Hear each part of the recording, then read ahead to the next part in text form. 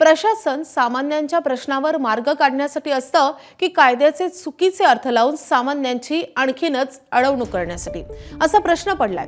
याचं कारण म्हणजे कारेगावात प्रशासनानं पारधी वस्तीला दिलेली वागणूक।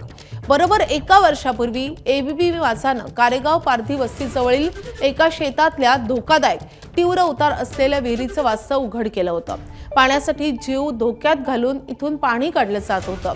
त्यानंतर काही दिवस प्रशासनानं टँकरद्वारे पाणी पुरवलं खरं, पण त्यानंतर इथल्या पारधी वस्तीला झुडपी जंगलात अतिक्रमित ठरवत विहीर बोरवेल करता येणार नाही असंही कळवलं।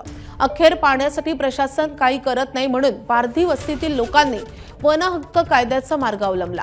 वन हक्क कायद्याच्या तरतुदीनुसार राहत्या जागी घराचा मालकी हक्क, जमिनीचे पट्टे मिळवण्यासाठी यवतमाळ महसूल प्रशासनाकडे अर्ज करण्यात आला। मात्र प्रशासनानं वन हक्क कायदा 2006च्या नियमांना तिलांजली दिली। नागरिक 1994 पासून राहत असलेल्या पुराव्यांकडे दुर्लक्ष केलं।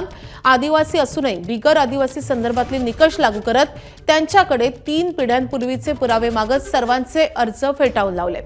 त्याशिवायही धक्कादायक म्हणजे अर्ज फेटाळल्यानंतर अर्जदाराला अपीलासाठी 60 दिवसांचा अवधी मिळतो। मात्र या संबंधीची नोटीस चक्क 2 महिने उशिरा म्हणजे फेब्रुवारीची नोटीस एप्रिल महिन्यात पाठवली।